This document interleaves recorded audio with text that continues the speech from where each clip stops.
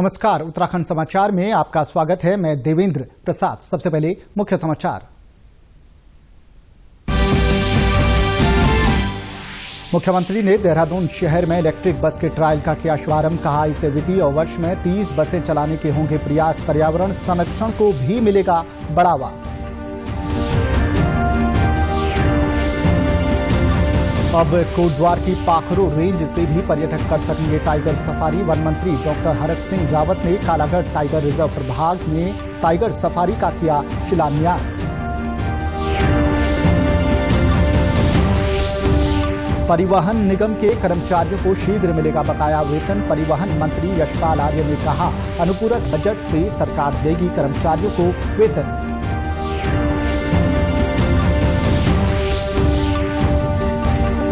और शीतलहर से बचाव को लेकर मुख्य सचिव ने दी समीक्षा बैठक। आपदा प्रबंधन विभाग को संसाधन बढ़ाने और अतिरिक्त संसाधनों की मांग को तत्काल पूरा करने के दिए निर्देश।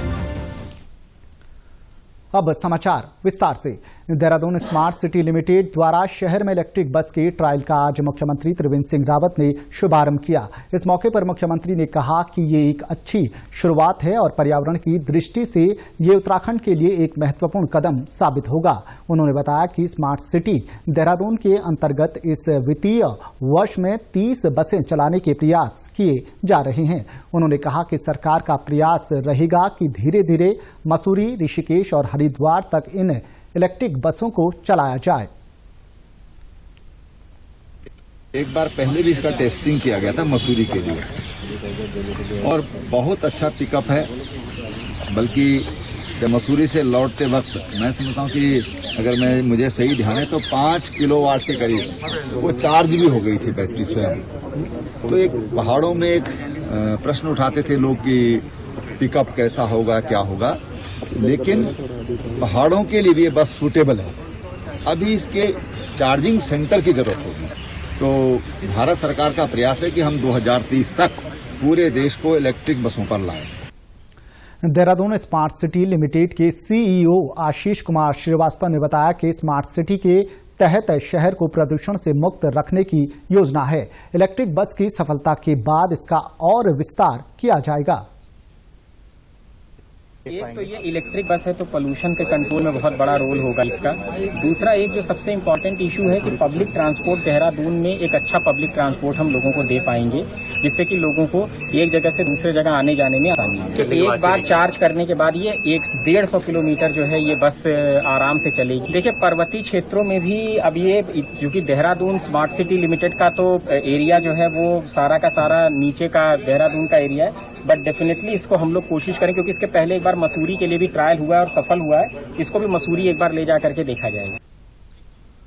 मुख्यमंत्री त्रिवेंद्र सिंह रावत ने हरिद्वार जिले में कोविड-19 के कारण आइसोलेशन में रह रहे व्यक्तियों की मॉनिटरिंग के लिए इंटरएक्टिव वॉइस रिस्पांस सिस्टम के ट्रायल रन का शुभारंभ किया। इस प्रणाली के द्वारा आइसोलेशन में रह रहे व्यक्तियों की मॉनिटरिंग की जाएगी। सिस्टम द्वारा पूछे गए सवालों की प्रतिक्रिया के अनुसार सभी समस्याएं और जानकारियां सिस्टम में दर्ज होंगी। मुख्यमंत्री ने आइसोलेशन में रह रहे एक व्यक्ति से फोन पर बात कर उनके स्वास्थ्य का हाल भी जाना। इस अवसर पर उन्होंने कहा कि कोविड से संक्रमित व्यक्ति की मॉनिटरिंग करना आवश्यक है। साथ ही ये भी सुनिश्चित किया जाए कि उसे किसी प्रकार से कोई परेशानी ना हो। वहीं मुख्यमंत्री ने जिलाधिकारी हरिद्वार से मंदिरों में प्रयोग होने के बाद फूलों से नवीन प्रयोग करने की बात भी कही। मुख्यमंत्री ने चंडीघाट में साउंड एंड लाइट शो का प्रस्तुतिकरण देखा। इसके साथ ही जिला प्रशासन हरिद्वार की ओर से कोरोना वॉरियर्स के लिए समर्पित वीडियो गीत कोटि कोटि नमन को भी लॉन्च किया। पौड़ी जिले के प्रभारी मंत्री सुबोध उनियाल ने आज विकास भवन सभागार में जिला योजना की समीक्षा बैठक ली, जिसमें वर्ष 2020-21 में 79 करोड़ 86 लाख के सापेक्ष 65 करोड़ अवमुक्त किया गया। वहीं प्रभारी मंत्री ने 95% धनराशि जिलाधिकारी के अनुमोदन के बाद विकास कार्यों में खर्च करने पर खुशी भी जताई। उन्होंने कहा कि जिले में रिखणी खाल के पलेटिया में सेब की नर्सरी शुरू करने से जिले में किसानों के लिए रोजगार के नए अवसर पैदा होंगे। वहीं लॉकडाउन के कारण वापस आए प्रवासियों को स्वरोजगार के अवसर उपलब्ध कराने पर भी उन्होंने जोर दिया। 65.97 लाख रुपया अवमुक्त हुआ जिलाधिकारी के निवर्तन पे, और जिसमें उन्होंने तकरीबन 96% पैसा मेरे अनुमोदन के बाद विभिन्न विभागों को रिलीज किया जा चुका है। और विभिन्न विभागों को रिलीज करने के बाद जो उपलब्धि है वो 79.61% है। तो 79.61%, ऑलमोस्ट 80% हुआ। ये जो एक्सपेंडिचर है ये अपने आप में इस बात को दिखाता है कि बैठक में शिक्षा सचिव आर मीनाक्षी सुंदरम ने भी शिक्षा विभाग के अधिकारियों को 10वीं और 12वीं बोर्ड परीक्षा के छात्रों की स्कूलों में उपस्थिति बढ़ाने और उनके कोर्स को पूरा करवाने के निर्देश दिए। शिक्षा सचिव ने कहा कि 10वीं और 12वीं के छात्रों को बोर्ड परीक्षा का सामना करना है, इसलिए स्कूल खोलने जरूरी हैं। उन्होंने कहा कि पहाड़ों में हर बच्चे के पास स्मार्टफोन नहीं है और इंटरनेट की समस्या का भी सामना करना पड़ रहा है। ऐसे में वर्चुअल क्लास सफल नहीं हो पा रही है। 10th स्टैंडर्ड और 12th स्टैंडर्ड का क्लास शुरू कराएंगे। अभी अन्य जो क्लासेस हैं उसकी हमने स्कूल स्टार्ट नहीं किया है, क्योंकि ये दोनों बोर्ड एग्जाम्स फेस करने वाले बच्चे हैं। आप लोगों को मालूम ही है कि ऑनलाइन एजुकेशन जो है सरकारी सिस्टम में चलाना बड़ा मुश्किल है। उसकी दो कारण हैं। एक तो डिवाइसेस की कमी भी है। कई सारे बच्चे हैं जिनके पास किसी प्रकार की स्मार्टफोन या लैपटॉप या टैबलेट नहीं होता है। दूसरा, इंटरनेट कनेक्टिविटी का इश्यू भी है। तो उन सबको देखते हुए कम से कम बोर्ड एग्जाम्स के जो बच्चे हैं वो कॉन्फिडेंटली अपने एग्जाम को फेस करें। कॉर्बेट टाइगर रिजर्व के अंतर्गत अब पर्यटक पाखरो रेंज से भी टाइगर सफारी का लुत्फ उठा सकेंगे। कोटद्वार के कालागढ़ टाइगर रिजर्व प्रभाग की पाखरो रेंज में आज वन मंत्री डॉक्टर हरक सिंह रावत ने टाइगर सफारी का शिलान्यास किया। उन्होंने इसके खुलने से स्थानीय लोगों को बड़ी संख्या में रोजगार मिलने की आशा जताई। उन्होंने कहा कि लंबे समय से पाखरो रेंज से पर्यटकों को सफारी कराने की मांग की जा रही थी। इससे कोटद्वार क्षेत्र को पर्यटन के क्षेत्र में एक और कामयाबी मिल गई है। कोटद्वार, जहां कर्ण नगरी चक्रवर्ती राजा भरत की जन्मस्थली के रूप में जाना जाता था, वहीं पूरी दुनिया के लिए टाइगर के आवास के रूप में, टाइगर के केंद्र के रूप में, टाइगर क्षेत्र के रूप में भी इसकी पहचान पूरे देश और दुनिया में आज इस नए युग के बाद होगी। देखिए, मैं सोचता हूँ लाखों लोगों को इस पर रिसोर्ट बनेंगे, होटल बनेंगे, ढाबे खुलेंगे, रेस्टोरेंट खुलेंगे, जिप्सियां चलेंगी। वहीं उप वन संरक्षक कालागढ़ टाइगर रिजर्व अखिलेश तिवारी ने कहा कि पाखरो रेंज में लगभग 106 हेक्टेयर भूमि पर टाइगर सफारी की जा सकेगी, जिसमें म्यूजियम और गेस्ट हाउस का भी निर्माण किया जाएगा। टाइगर सफारी की स्थापना से इस क्षेत्र का आर्थिक विकास होगा, पर्यटन के संभावनाएं बढ़ेंगी और उससे जुड़े जितने लोग हैं उनको रोजगार के साधन उपलब्ध होंगे। इसके अंदर टाइगर सफारी के अंतर्गत एक म्यूजियम बनेगा, बाड़े बनेंगे, वेटनरी हॉस्पिटल बनेगा। इसके अलावा जो पर्यटकों को अंदर के सफारी के अंदर जाने के लिए जो रोड नेटवर्क डेवलप करना है वो किया जाएगा। परिवहन मंत्री यशपाल आर्य आज नैनीताल पहुंचे, जिस पर स्थानीय लोगों ने अपनी समस्याओं से उन्हें अवगत कराया। पेयजल और पार्किंग की समस्या को लेकर परिवहन मंत्री ने मुख्यमंत्री से मिलकर निस्तारण करने की बात कही।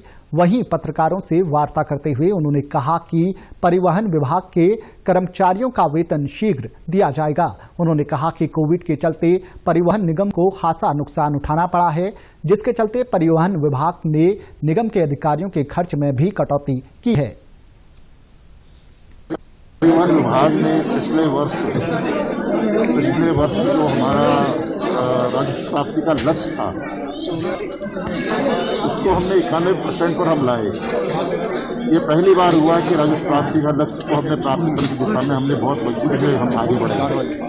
लेकिन कोविड-19 की वजह से हमारे राजस्व प्राप्ति के लक्ष्य को हम पूरा नहीं कर पा रहे, काफी कमी आई है। लेकिन अब धीरे रफ्तार पकड़ रही है। लेकिन जो पिछले दिनों जो नुकसान हुआ उसकी भरपाई करना बहुत कठिन है।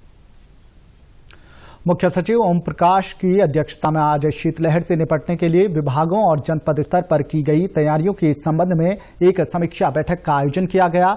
बैठक में मौसम विभाग के निदेशक विक्रम सिंह ने प्रदेश में शीतलहर से प्रभावित होने वाले क्षेत्रों की जानकारी दी। इसके पश्चात मुख्य सचिव ने प्रत्येक जनपद से शीतलहर को लेकर की गई पूर्व तैयारी, बनाए गए प्लान और उनके संसाधनों इत्यादि की जानकारी ली। उन्होंने कहा कि शीतलहर के दौरान आवश्यकता अनुसार जनपद के विभिन्न क्षेत्रों क्षेत्रों में अलाव जलते रहें और रैन बसेरों को बढ़ाया जाए। उन्होंने कहा कि सभी जनपद इस बात को सुनिश्चित कर लें कि शीतलहर के सीजन में उनके यहाँ पर्याप्त खाद्य आपूर्ति का स्टॉक उपलब्ध हो। आबादी वाले क्षेत्रों में जंगली जानवरों खासकर हाथी से बचने और खेतों की फसल को बर्बाद होने से बचाने के लिए सोलर फेंसिंग कारगर साबित हो रही है। थानो रेंज के रेंजर एलएन डोभाल ने बताया कि वन विभाग ने जंगली जानवरों को रोकने के लिए कई स्थानों में सोलर फेंसिंग वायर लगाई है, जिसके बाद जंगली जानवरों का आबादी वाले क्षेत्रों में रुख कम हुआ है। उन्होंने बताया कि ग्रामीण हाथियों के द्वारा फसल बर्बाद होने की बार बार शिकायत करते थे, जिस पर वन विभाग ने जंगल से सटे ग्रामीणों के खेतों पर भी सोलर फेंसिंग वायर की तारबाड़ की है। इनके अंदर अभी 12-13 किलोमीटर सोलर फेंसिंग का कार्य किया है, तो ग्रामीणों को इससे काफी फायदा हुआ है। तब से ग्रामीणों या खेतों में कहीं हाथी की कोई शिकायत नहीं। जब से सोलर फेंसिंग का कार्य किया गया है, खेतों में हाथी नहीं जा रहे हैं।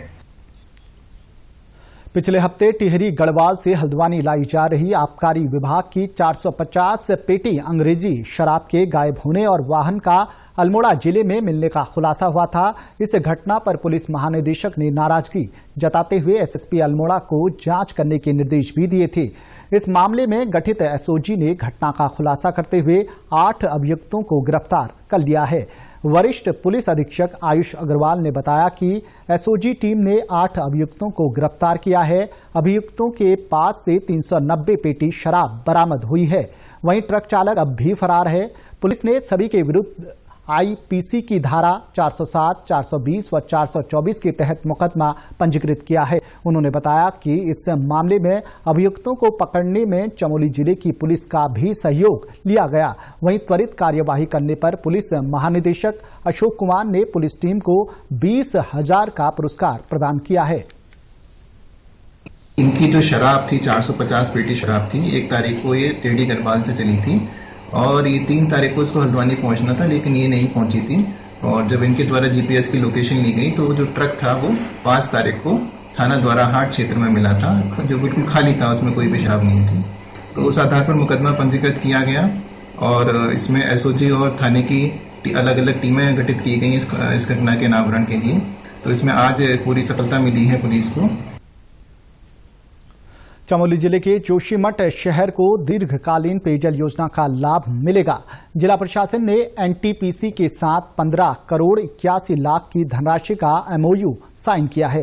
इस योजना के अंतर्गत जोशीमठ नगर क्षेत्र के लिए 3 एमएलडी जल को पूर्व निर्मित जलाशयों से जोड़कर जलापूर्ति की जाएगी। जिलाधिकारी ने बताया कि सीएसआर के तहत एनटीपीसी ने इस योजना के लिए धनराशि जारी की है। योजना के निर्माण हेतु वन भूमि की सैद्धांतिक स्वीकृति भी केंद्र सरकार से मिल चुकी है। उन्होंने बताया कि हर साल लाखों की संख्या में देश विदेश से यहां श्रद्धालु पहुंचते हैं। साथ ही स्थानीय लोगों को भी पेयजल की समस्या होती है। इस परियोजना से पेयजल की भरपूर आपूर्ति हो सकेगी।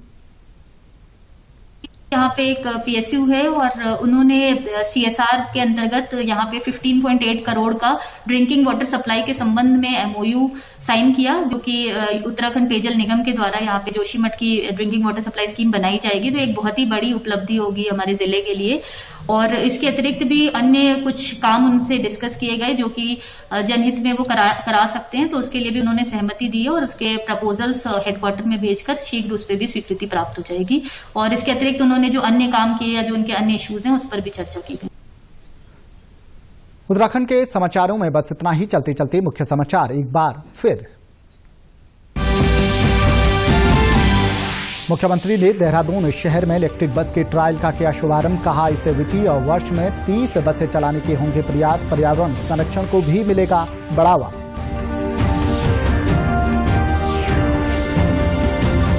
अब कोटद्वार की पाखरो रेंज से भी पर्यटक कर सकेंगे टाइगर सफारी। वन मंत्री डॉक्टर हरक सिंह रावत ने कालागढ़ टाइगर रिजर्व प्रभाग में टाइगर सफारी का किया शिलान्यास।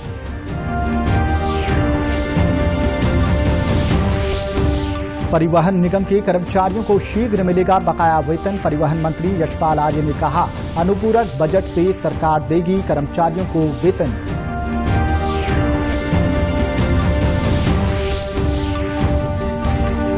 और शीतलहर से बचाव को लेकर मुख्य सचिव ने ली समीक्षा बैठक। आपदा प्रबंधन विभाग को संसाधन बढ़ाने और अतिरिक्त संसाधनों की मांग को तत्काल पूरा करने के दिए निर्देश। उत्तराखंड की खबरों के लिए आप हमसे सोशल मीडिया के माध्यम से भी जुड़ सकते हैं। हमारा ट्विटर हैंडल है DDNews_देहरादून, हमारा फेसबुक पेज है DD News उत्तराखंड और हमारे YouTube channel DD News Uttarakhand को भी आप सब्सक्राइब कर सकते हैं।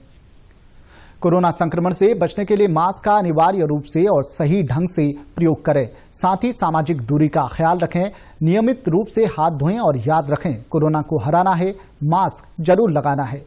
नमस्कार।